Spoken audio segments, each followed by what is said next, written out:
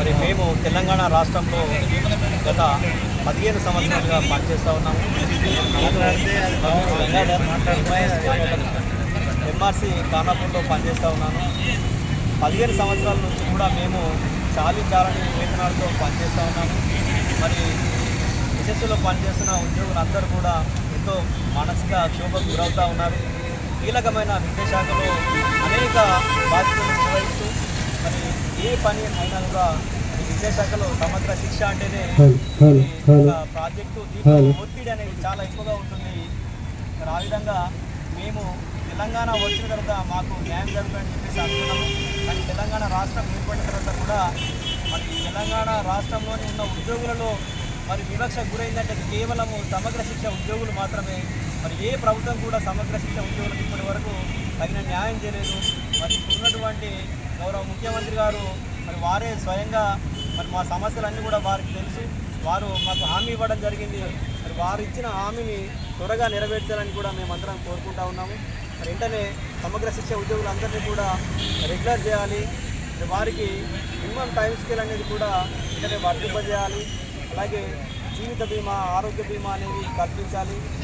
ఇక్కడ 61 సంవత్సరాలు నిండిన వారు ఎవరైతే మరి ఈ మధ్యనే కొందరు పదవి విరమణ పొందడం జరిగింది. మరి ఎలాంటి వారికి ఉద్యోగ బెనిఫిట్స్ ఏం లేకుండా మరి పదవి నుంచి తొలగించడం జరిగింది. ఇది చాలా అన్యాయం.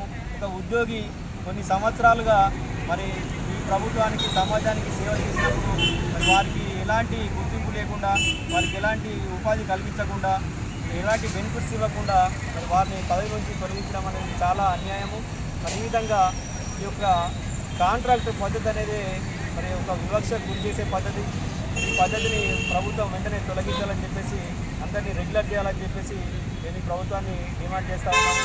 అలాగే చనిపోయిన ఉద్యోగులందరికీ కూడా 15 లక్షల రూపాయల ఎక్స్గ్రేషియా ప్రకటించాలని చెప్పేసి మేము డిమాండ్ చేస్తూ ఉన్నాము. కొందరు ఉద్యోగులు ఒకే చోట చాలా సంవత్సరాలుగా పనిచేస్తూ ఉన్నారు. మరి వారికి బదిలీలు కల్పించాలని చెప్పేసి మేము ఈ ప్రభుత్వాన్ని కోరుతాము. శిక్ష చేసినప్పుడు సీఎం గారు సంప్రదించారు కదా, వాళ్ళకి హామీ ఇచ్చారు. 100 రోజుల తర్వాత ఇస్తారని 100 రోజుల తర్వాత సీఎం కలిసారు. మరి వాళ్ళు ఏమన్నారు? మరి గత సంవత్సరము సమగ్ర శిక్ష ఉద్యోగులందరం కూడా రాష్ట్ర వ్యాప్తంగా అనేక నిరసన కార్యక్రమాలు చేపట్టడం జరిగింది. దాదాపు 4 రోజుల పాటు నిరసన కార్యక్రమాలలో ముఖ్యమంత్రి గారు దీక్షా శిబిరాలను సంప్రదించి అప్పుడు వారు టీసీసీ అధ్యక్షుడిగా మాకు హామీ ఇవ్వడం జరిగింది. కాంగ్రెస్ ప్రభుత్వం వచ్చిన వెంటనే, అధికారంలోకి వచ్చిన వెంటనే సమగ్ర శిక్ష ఉద్యోగుల సమస్యలన్నింటినీ పరిష్కరిస్తామని చెప్పారు. మరి ఆ విధంగా వారు చెప్పినట్లుగానే మేము కాంగ్రెస్ ప్రభుత్వం ఏర్పడాక మరి ముఖ్యమంత్రి గారిని సచివాలయంలో కానీ సెక్రటరీలో కానీ కలవడం జరిగింది. రాష్ట్ర కమిటీ ఆధ్వర్యంలో మరి చాలామంది జిల్లాల నుంచి అందరం కూడా వెళ్ళి కలిసాము. మరి వారు మీ సమస్య మా దృష్టిలో ఉంది, పరిష్కరిస్తామని చెప్పారు. ఆ తర్వాత మరి మంత్రులందరినీ కూడా ఈరోజు ప్రభుత్వంలో ఉన్న అందరు మంత్రులను అన్ని జిల్లాలలో కూడా వారికి మరి నివేదికలు సమర్పించడం జరిగింది.